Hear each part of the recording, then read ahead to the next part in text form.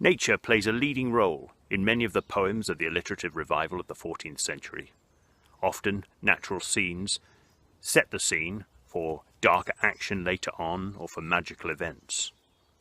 Here I am at Sawtrees Wood in Hertfordshire, which is an ancient coppiced woodland, and right now you can see the land behind me being coppiced, and the hornbeam will grow back for future generations to enjoy and to use.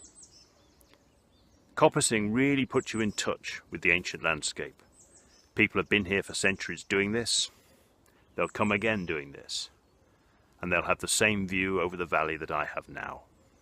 It's quite a wonderful and magical experience.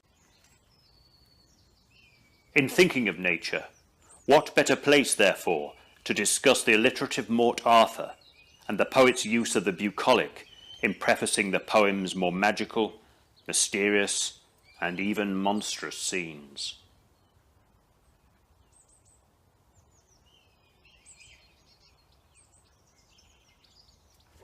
The poem uses nature in a number of different ways. For example, when King Arthur ventures to fight with the giant of Mont Saint-Michel, it acts to soothe the reader prior to the horror which is about to take place. Then they rode by that river that rinned so sweetly. There the rindes over reaches with real boughs. The rue and the reindeer, reckless there running, in rainers and roses to riot themselves. The fritters were flourished, with flowers full many, with falcons and pheasants of fairlick hues. All the fowls their fleshes that flyers with wings, for there galled the gawker, on grievous full louder, with all keen gladship they gladdened themselves. Of the nightingale notice the noises was sweeter, they threpped with the throstles 300 at once. That what swowing of water and singing of birdies, it might salve him of sorrow, that sounder was a never. But it's not all about horror.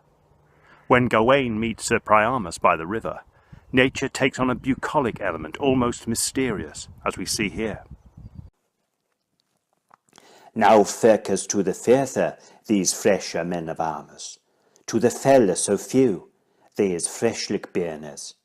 Through hoppers and himmerland, hillies and other, halties and hairy woods with hesline shores, through morass and mossa and montes so high, and in the misty morning on a meade falls, moan and on a maid, mignored but little, in swaths sweeping down, full of sweeter flowers. There unbridles their blood, and bates their horses, to the greeting of the day that birdies gain a singer, while as the souls of the sun, that sunder is of Christa, that solaces all a sinful that seek to has in earth. Then weens out the wardane Sir Gawain himself, als he that was and Victor wonders to seek. Then was he ware of a way, wanderer, well armed, betoned on a water bank by the wood Ennis, busked in Brenny's brickter to behold, embrassed a broader shield on a blunker richer, with biren in he born, but a boy owner, hovers by him on a blunker, and his spear holders. He bare a gessenand in golder, 3 grey hounders of sable, with chappers a chainiers of chalk of white to silver, a charbuckle in the chiefer, chonjoned of hues, and a chiefer antoros, challenger hulicus. But nature can also be disturbing. When King Arthur dreams of Lady Fortune, we sense something is not quite right. And so it turns out to be. Then brought cho me a bronda, with full brig to hilters, and bade me brondish the blade. The brond is mine own. Many swain with the swinger has the sweat levered, for whiles thou swank with the swerder, it swicked thee never. Then rakers chow with rue, and Rista when her liquid, to the rinders of the wood, richer was never. Was no pommery so picked of princes in earth, ni none apparel so proud, but paradise own. So bad the boughs should bow down, and bring to my hondas of the best that they bear on branches so high. Then they yielded to her hester, all holy at once, the highest of each a hester, I het jo forsooth.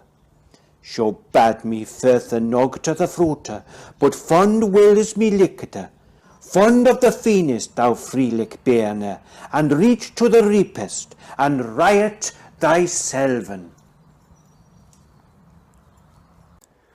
Like the Gawain poet, and the poet who wrote the Parliament of the Three Ages, the King Arthur poet understood nature well, and the tremendous impact it has on us all.